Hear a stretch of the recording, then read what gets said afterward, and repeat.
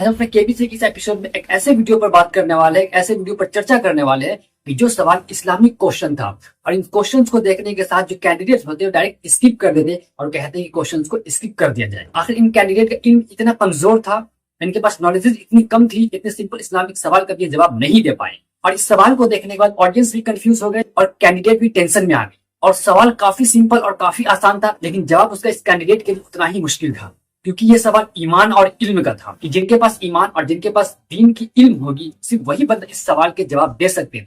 लेकिन शायद इन बंदों के अंदर इल्म की भी कमी दिखी और ईमान की भी कमी दिखी। जब भी जाकर इतने इजी क्वेश्चन थे वो टेंशन में आ गए और क्वेश्चन को स्किप कर दिया, उन्होंने क्वेश्चन को सही से अटेंड भी नहीं किया। तो बिना अपने टाइम को गवाए मैं आपको ये बताता हूँ कि क्वेश्चन क्या थे। तो आप क्वेश्चन देखिए, इतनी इजी क्वेश्चन थे और कैसे इन्होंने स्किप कर दिया। तो क्वेश्चन हमारे ये थे, according to Islam who among the following was not a prophet. इस्लाम के मुताबिक इनमें से कौन पैगंबर नहीं है।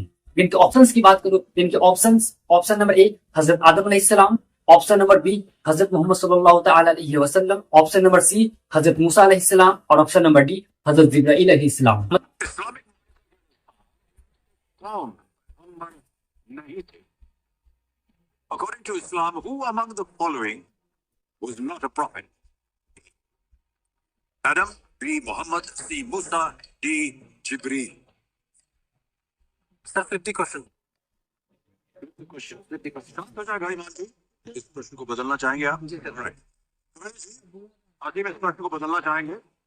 तो इतनी इजी क्वेश्चंस होने के बावजूद इन कैंडिडेट बिना क्वेश्चन को अटेंड किए क्वेश्चन को स्किप कर देते हैं। तो इन क्वेश्चन से इनका यही पता चलता है कि दुनिया को इन्होंने तो बना लिया, लेकिन इन्होंने अपनी आखिरत को खराब कर ली। इतने इजी क्वेश्चंस होने के बावजूद भी इन्होंने क्वेश्चंस को बिना अटेंड किए हुए क्वेश्चन को स्किप कर देते और क्वेश्चन का जवाब ये नहीं दे पाते। और अगर आप इस सवाल का जवाब पहले से जानते हैं तो कमेंट बॉक्स में इसका जवाब जरूर दें और क्वेश्चन की ऑप्शन के अकॉर्डिंग वन बाई वन करके हम तमाम ऑप्शन को देखेंगे क्या इनका करेक्ट आंसर क्या था। और क्वेश्चन का एनालिसिस करने से पहले मैं आपसे ये सवाल करता हूँ, सवाल का जवाब आता है तो इसका जवाब भी कमेंट बॉक्स में जरूर दें कि वैसे कौन से पैगंबर है कि जिन्हें कलीमुल्लाह कहते हैं। Who is the prophet known as Kalimullah. अगर आप इस सवाल का जवाब जानते हैं तो इनका जवाब कमेंट बॉक्स में जरूर दें। तो चलिए अब ऑप्शन की शुरुआत करते हैं। सबसे पहले अगर ऑप्शन की बात करूं, हजरत आदम अलैहिस्सलाम। और तमाम ऑप्शन के एनालिसिस को आप वन बाई वन करके सुनेंगे और दिल के दरवाजे और कान के दरवाजे दोनों को खोलकर और साफ साफ ईमान को ताजा करेंगे अपने। तो हजरत आदम अलैहिस्सलाम को दुनिया के सबसे पहले इंसान कहे जाते हैं और ये दुनिया पे आने वाले सबसे पहले इंसान थे। दुनिया पे आने वाले सबसे पहले ये नबी थे, दुनिया पे आने वाले सबसे पहले खलीफा थे। और जब हजरत आदम अलैहिस्सलाम को अल्लाह ने पैदा करने की बात की तो उन्होंने फरिश्तों को एक बात की, तो मैं एक इंसान पैदा करने की सोच रहा हूँ, मैं एक इंसान को दुनिया में भेजने की सोच रहा हूँ। और हजरत आदम अलैहिस्सलाम को दुनिया के सबसे पहले इंसान बनाकर अल्लाह अपने खुद हाथ से पैदा करके उन्हें दुनिया में भेजते हैं। और अल्लाह सुब्हानहू तआला ने हजरत आदम अलैहिस्सलाम को दुनिया के तमाम चीज सिखाए, दुनिया के तमाम चीजों का नाम सिखाया और दुनिया के तमाम चीज जो उन्हें नहीं भी पता था, चाहे वो जाहिर हो या बातिली हो, सभी चीज को हजरत आदम अलैहिस्सलाम को सिखाया गया। फिर मलाइका फरिश्तों को अल्लाह ने हुक्म दिया कि हजरत आदम अलैहिस्सलाम के सामने सजदा करें और तमाम फरिश्ते और तमाम मलाइकाओं ने हजरत आदम अलैहिस्सलाम को सजदा किए, लेकिन सिवाय इब्लीस को छोड़कर। और हजरत आदम अलैहिस्सलाम के नस्ल से ही दुनिया के तमाम इंसान का नस्ल है। और हजरत आदम अलैहिस्सलाम ने अपने औलाद को तौहीद की दावत दी। तौहीद मतलब अल्लाह की तरफ रुख करना और अल्लाह के सिवा किसी की भी इबादत नहीं करना। ये मैंने थोड़ी सी जानकारी दी आपको हजरत आदम अलैहिस्सलाम के बारे में। अब अगर ऑप्शन नंबर सेकंड की बात करते हैं, हजरत मोहम्मद सल्लल्लाहु तआला अलैहि वसल्लम के बारे में। हजरत मोहम्मद सल्लल्लाहु तआला अलैहि वसल्लम के बारे में जितनी तारीफ करूं, जितनी बयानात करूं, सब के सब कम पड़ेंगे, लेकिन कुछ हम इनमें चुनिंदा आपको कुछ बताए देते हैं ताकि ऑप्शन के अकॉर्डिंग ये फिट बैठ सके और हजरत मोहम्मद सल्लल्लाहु तआला अलैहि वसल्लम के बारे में आपको जानकारी प्राप्त हो सके और आपके इल्म में इजाफा हो सके। तो हजरत मोहम्मद सल्लल्लाहु तआला अलैहि वसल्लम को आखिरी नबी कहा जाता है और हजरत मोहम्मद सल्लल्लाहु तआला अलैहि वसल्लम को खत्म नबूवत है। इनके बाद कोई भी नबी अब नहीं आएंगे और इस्लाम में कमोबेश 1,24,000 पैगंबर आते हैं, नबी आते हैं और उन सभी का एक ही मानना था, अल्लाह की दावत देना और दीन की दावत देना और तौहीद पर चलने की दावत देना। और हमारे नबी भी हजरत मोहम्मद सल्लल्लाहु तआला अलैहि वसल्लम ही उनमें से एक थे और ये आखिरी नबी थे। इनके बाद किसी भी नबी का सिलसिला अब नहीं है, ये खत्म नबूवत। और हमारे नबी हजरत मोहम्मद सल्लल्लाहु तआला अलैहि वसल्लम पर कुरान शरीफ नाजिल की गई और हमारे नबी ने दुनिया को आखिरी और यूनिवर्सल पैगाम दिए। और हमारे नबी का पैगाम हजरत मोहम्मद सल्लल्लाहु तआला अलैहि वसल्लम का पैगाम पूरे इंसानियत के लिए थी, ना कि सिर्फ एक पार्टिकुलर कम्युनिटी के लिए, ना कि सिर्फ एक मुसलमान के लिए। इसलिए हमारे नबी हजरत मोहम्मद सल्लल्लाहु तआला अलैहि वसल्लम को रहमतुल लिल आलमीन कहते हैं, न कि रहमतुल लिल मुस्लिमीन। और हमारे नबी हजरत मोहम्मद सल्लल्लाहु तआला अलैहि वसल्लम की जिंदगी दुनिया के तमाम मर्द और औरत के लिए, तमाम मुसलमानों के लिए, तमाम मोमिन के लिए, तमाम इंसान के लिए एक उसवाए हसन है। ये मैंने थोड़ी सी जानकारी हमारे नबी हजरत मोहम्मद सल्लल्लाहु तआला अलैहि वसल्लम के बारे में दी, जो कि ऑप्शंस के अकॉर्डिंग थे। अब अगर मैं बात करूं ऑप्शन नंबर सी हजरत मूसा अलैहिस्सलाम के बारे में, तो हजरत मूसा अलैहिस्सलाम भी अल्लाह के नबी थे, अल्लाह के पैगंबर थे, और हजरत मूसा अलैहिस्सलाम बनी इसराइल के अजीम नबी थे। और अल्लाह सुब्हानहू तआला ने हजरत मूसा अलैहिस्सलाम से तौर पर डायरेक्टली बात की, और इसलिए हजरत मूसा अलैहिस्सलाम को कलीमुल्लाह का दर्जा दिया जाता है, और इसलिए हजरत मूसा अलैहिस्सलाम को कलीमुल्लाह कहा जाता है। और इसलिए हजरत मूसा अलैहिस्सलाम का कलमा होता है ला इलाहा इल्लल्लाह मूसा कलीमुल्लाह। और हजरत मूसा अलैहिस्सलाम पे तौरेत, जिसे तौरा बोलते हैं, वो आसमानी किताब नाजिल हुई। और हजरत मूसा अलैहिस्सलाम ने फिरौन के जुल्म के खिलाफ अपने कौम को दावत दी और अपने कौम को हिदायत दी। ये मैंने थोड़ी सी जानकारी हजरत मूसा अलैहिस्सलाम के बारे में दिया। अब हमारा लास्ट ऑप्शन जो कि हजरत जिब्राइल अलैहिस्सलाम की बारी है, इनके बारे में मैं थोड़ी सी जानकारी आपको देता हूँ। तो ऑप्शन नंबर 4 और हमारा लास्ट ऑप्शन हजरत जिब्राइल अलैहिस्सलाम की। अब अगर इस ऑप्शन के अकॉर्डिंग अगर बात करूँ हजरत जिब्राइल अलैहिस्सलाम के बारे में, तो हजरत जिब्राइल अलैहिस्सलाम एक फरिश्ते थे, न कि एक नबी थे और न ही इंसान थे। और हजरत जिब्राइल अलैहिस्सलाम का काम यह था कि अल्लाह के पैगाम को हर नबी तक पहुंचाना। और हजरत जिब्राइल अलैहिस्सलाम ने कुरान और पहले के तमाम आसमानी किताब जैसे तौरेत, ज़बूर, इंजील को नबी को लाकर दिए। लेकिन हजरत जिब्राइल अलैहिस्सलाम फरिश्ते होने के कारण कभी भी वो नबी नहीं हो सके। और हजरत जिब्राइल अलैहिस्सलाम को रूह कुद्दूस भी कहते हैं, और इससे अपने रब की तरफ से सच के साथ इन्हें नाजिल किया। तो ऑप्शंस के अकॉर्डिंग इनका जो सही जवाब है वो है हजरत जिब्राइल अलैहिस्सलाम, क्योंकि हजरत जिब्राइल अलैहिस्सलाम नबी नहीं थे, वो एक अल्लाह के फरिश्ते थे। तो मैंने तमाम ऑप्शंस को 1 बाय 1 लेकर डील किया। जो मैंने आपसे शुरू में क्वेश्चंस किया था, अगर आपने मेरे एनालिसिस को पूरा सही से देखा है तो आपको उसका जवाब इसी वीडियोस में मिल जाएगा। तो अगर आपने सही से उसे देखा है तो उस क्वेश्चन का जवाब कमेंट बॉक्स में जरूर दें। और हमारे कहने में और आपके सुनने में अगर किसी तरह की गलतियां हुई हो तो अल्लाह इसे माफ करे और सच्चे दिल से तौबा करते अस्तगफिरुल्लाह रब्बी मिन कुल्लि ज़ंबि व अतूबु इलैह। और अल्लाह हमें माफ करे और तौहीद के रास्ते पर चलने की अल्लाह हमें तौफीक दे। और आपको कैसी लगी ये एपिसोड और आपको कैसी लगी ये एनालिसिस, और अगर आपको किसी भी तरह के इस्लामिक सवाल हो या किसी भी तरह का हिस्टोरिकल हो या जोग्राफिकल हो, मतलब किसी भी तरह के आपके सवाल हो, आप अपने सवाल को कमेंट बॉक्स में जरूर पूछ सकते हैं। कमेंट बॉक्स आप लोग के लिए ही ओपन है, तो अपने सवाल कमेंट बॉक्स में छोड़ते जाए। किसी भी तरह के डाउट है तो स्क्रीन डाउट को भी छोड़। आज मैं बात करने वाला एक ऐसे सवाल पर जो केबीसी कौन बनेगा करोड़पति में सवाल पूछे गए थे, और इस सवाल की कीमत 7 करोड़ रुपए थी। जी हाँ दोस्तों, इस सवाल की कीमत 7 करोड़ रुपए थी। और अगर आप मेरी मानो तो इस सवाल की कीमत 10 रुपए भी नहीं है। आखिर मैं ऐसा क्यों कह रहा हूँ कि 7 करोड़ की सवालात को मैं सिर्फ 10 रुपए भी नहीं दे पा रहा हूँ? आखिर ऐसा क्या था इस क्वेश्चन में और क्या है इनके ब्लेंडिंग कारण, जिस कारण की वजह से जिस सवाल की कीमत 7 करोड़ थी उस सवाल को मैं 10 रुपए भी नहीं दे रहा हूँ। और मैं ये कह रहा हूँ कि ये सवाल 10 रुपए के लायक भी नहीं थी। इस सवालात को केबीसी ने 7 करोड़ का बनाया। आखिर से क्या कारण थे और इतनी इजी क्वेश्चन में आखिर ये कैंडिडेट के पसीने कैसे छूट गए? क्वेश्चन इतनी इजी और इतने सरल और इतने आसान थे कि कहा नहीं जा सकता। ये हमारे मॉडर्न हिस्ट्री से क्वेश्चन था, और इस सवाल को भी डील करने में इन कैंडिडेट की हवा निकली। और यहाँ तक कि इन कैंडिडेट ने इस सवाल को डील करने में अपनी लाइफ लाइन को भी खर्च कर दी। और जब जाकर इस सवाल का भी हल होता है या नहीं, इन केबीसी के क्वेश्चन को डील कर देखते हैं आखिर कैसी क्वेश्चन थी और क्या कह रहा था ये क्वेश्चन। देखने के बाद आपको क्या लग रहा है, इस क्वेश्चन की कीमत वाकई में 7 करोड़ होनी चाहिए या जो मैं 10 रुपए कह रहा हूँ सिर्फ 10 रुपए ही होने चाहिए थे? तो बिना अपने टाइम को गवाए हुए शुरू करते हैं और देखते हैं क्वेश्चन क्या थी। तो क्वेश्चन ये थी कि who commanded the Hector's the first British trading ship to land at Surat. मतलब इतनी इजी क्वेश्चन। अगर मैं इनके ऑप्शंस की बात करूं तो option number 1 Paul Canning, option number B की अगर मैं बात करूं तो William Hawkins, option number C की बात करूं तो Thomas Roy, option number D की बात करूं तो जेम्स लैंकेस्टर। अब आने वाला है आखिरी और अंतिम प्रश्न, 14वां प्रश्न। यहां तक तो हम कभी गए ही नहीं। आपको मैं बता दूं, कभी भी ऐसा अवसर नहीं आया कि मैं कहूं कि अगला प्रश्न 7 करोड़ रुपए का है। तो 10 साल से मैं भी ट्राई कर रहा हूँ।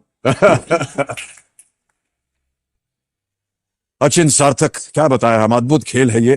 कहते हुए बड़ा अजीब सा लग रहा है मुझे, लेकिन 14वां प्रश्न जो है वो आ रहा है आपके सामने।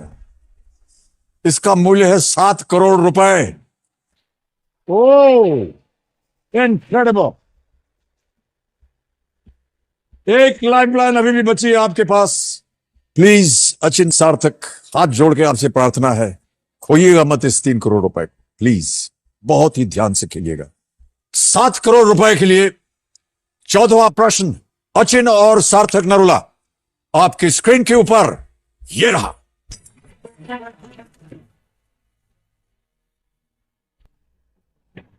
हेक्टर, जो कि सूरत में आने वाला पहला ब्रिटिश व्यापारी जहाज था, उसके कप्तान कौन थे? Who commanded the Hector, the first British trading ship to land at Surat? नाम सुनिए। A Paul Canning, B William Hawkins, C Thomas Roe, या डी जेम्स लैंकेस्टर? हेक्टर जहाज का नाम था, जो कि सूरत में आने वाला पहला ब्रिटिश व्यापारी जहाज था। उसके कमांडर कौन थे? क्या वो पॉल कैनिंग थे? क्या वो विलियम हॉकिंस थे? क्या वो थॉमस रो थे? या क्या वो जेम्स लैंकेस्टर? सर मेरे को याद आ रहा है, मैंने ये पढ़ा हुआ है। आई am not sure about this कि नाम अब मेरे को एग्जैक्टली याद नहीं है। मुझे लग विलियम हॉकिंस रहा है, क्योंकि सूरत में उन्होंने अपनी फैक्ट्री सेटअप करने के लिए परमिशन ली थी, if I am not wrong, Jahangir से। And he came with a lot of gifts and mails on that ship, जितना मुझे याद है। बट विलियम हॉकिंस थे या पॉल कैनिंग, ये स्टोरी तो मेरे को याद है। हेक्टर जहाज आना था, सूरत आना था, उन्होंने फैक्ट्री सेटअप करी हुई थी अपनी। मुगल एम्परर जहांगीर से आई थिंक उन्होंने परमिशन दी थी ये फैक्ट्री सेटअप करने की। गिफ्ट्स भी याद है, गिफ्ट्स एंड मेल्स बहुत सारी आई थी। जेम्स लैंकेस्टर नहीं होना चाहिए इसका answer. It's either between Hawkins और पॉलिंग। थॉमस रो भी नहीं है इसका आंसर। मतलब ये 4 ऑप्शंस भी दिए गए थे और इन 4 ऑप्शंस के बाद इतने इजी क्वेश्चन, इतने सरल क्वेश्चन को इन्होंने गवाया और अपने लाइफलाइन का भी यूज किया और कैंडिडेट के बिल्कुल भी पसीने छूट गए। और इतने सस्पेंशन इनके पास देखी, इतनी एजिटेशन इनके पास देखी, जैसे माने कि इनके पास मॉडर्न हिस्ट्री की नॉलेजेस बिल्कुल भी नहीं है। लेकिन डोंट जज a book by its cover. अब अगर मैं डील करूं वन बाय वन ऑप्शंस को लेकर, सबसे पहले मैं बात करूं पॉल कैनिंग की। पॉल कैनिंग का जन्म 1563 में होता है। ये ब्रिटिश के रहने वाले होते हैं और ये इंग्लिश इनवॉय थे।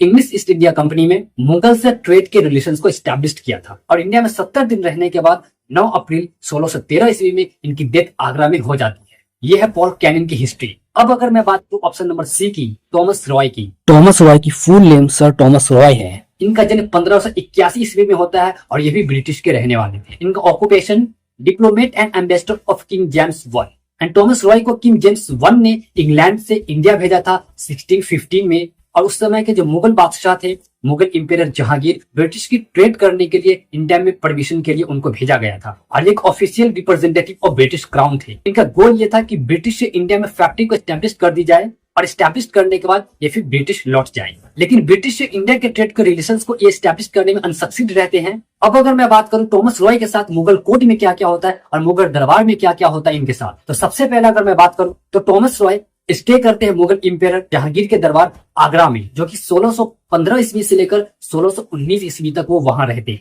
और Thomas Roy diplomat and respectful relation को बादशाह जहांगीर के साथ बनाए रखते हैं, लेकिन इन चीजों में भी वो अनसक्सीड रहते हैं। अगर मैं बात करूं तो इंपीरियर जहांगीर इन्हें लाइक जरूर करते थे, लेकिन इन्हें फैक्ट्री ओपन करने के लिए परमिशन नहीं दी गई और न इन्हें मिलिट्री और एक्सक्लूसिव ट्रेडिंग राइट्स भी दिए गए। लेकिन आफ्टर ऑल इनके बावजूद भी थॉमस रॉय सूरत गुजरात में 1619 में एक फैक्ट्री ओपन करने का थोड़ा परमिशन इन्हें मिल जाता है और 1619 ईस्वी में थॉमस रॉय इंडिया छोड़कर चले जाते हैं। अब अगर मैं बात करूं जेम्स लैंकेस्टर की, तो इनका पूरा नाम सर जेम्स लैंकेस्टर था और इनका जन्म 1554 ईस्वी में हुई थी। तो सर जेम्स लैंकेस्टर पोवाइट फिगर थे earlier history of British trade में और इनका ट्रेड इंडिया और ईस्ट इंडीज के साथ था और इन्होंने ग्रेट रिलेशनशिप को एस्टैब्लिशमेंट किया इंडिया और ईस्ट इंडीज के साथ। और आफ्टर ऑल ये फर्स्ट इंग्लिश ट्रेडिंग एस्टैब्लिश करते हैं ईस्ट इंडीज के साथ।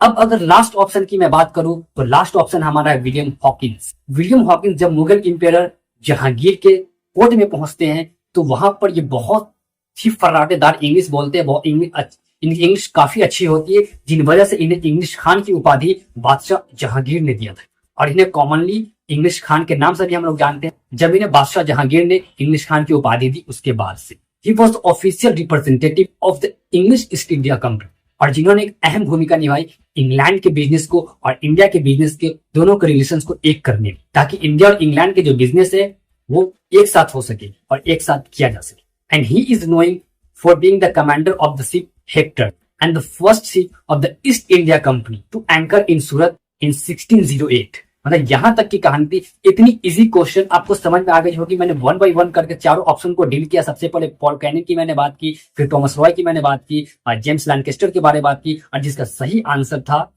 विलियम हॉकिंस, इनके बारे में भी मैंने बात की। आपको कहीं से भी ये चीज को देखने के बाद लग रहा था कि क्वेश्चन की जो कीमत होनी चाहिए थी, जिस क्वेश्चन की प्राइस होनी चाहिए थी, वो 7 करोड़ होनी चाहिए। आपको क्या लगता है कि क्वेश्चन की कीमत वाकई में 7 करोड़ होनी चाहिए, या जो मैंने 10 रुपए बताई, 10 रुपए की भी क्वेश्चन की कीमत नहीं थी? थ्रू ऑफ मतलब शिप विप चलाते थे। सेलर थे आई नो बट थोड़ा वेगली पता है। आई सर, हॉकिंस और कैनिंग में ही लग रहा है मेरे को। और लाइफलाइन भी ना त्रिगुणी गलत मूव पे ले ली, उनकी हिस्ट्री अच्छी है। आप क्या सोचते हैं इन कैंडिडेट को लेकर जिन्होंने क्वेश्चन देखने के बाद अपना हक्का पक्का गुम कर लिया, इन्हें इतनी एजिटेशन हो गई कि मैं क्या ही बताऊं, और अमिताभ बच्चन की जिन्होंने 7 करोड़ इन क्वेश्चन का वैल्यू रखा था। ब्रेक पे जाने से पहले जो प्रश्न पूछा गया था वो ये कि हेक्टर, जो कि सूरत में आने वाला पहला ब्रिटिश व्यापारी जहाज था, उसके कप्तान कौन थे? ये 7 करोड़ रुपए का प्रश्न था। अचिन और सार्थक ने अपनी आखिरी लाइफलाइन डबल डिप इस्तेमाल की। अगर आप पहले से इस क्वेश्चन का जवाब जानते थे तो यस लिख के कमेंट बॉक्स में जरूर बताएं, और आपकी क्या राय इन तमाम खबरों पर एंड इन क्वेश्चंस पर अपनी राय कमेंट बॉक्स में जरूर दे। मिलते हैं नेक्स्ट एपिसोड में नेक्स्ट कंटेंट के साथ, तब तक के लिए जय हिंद।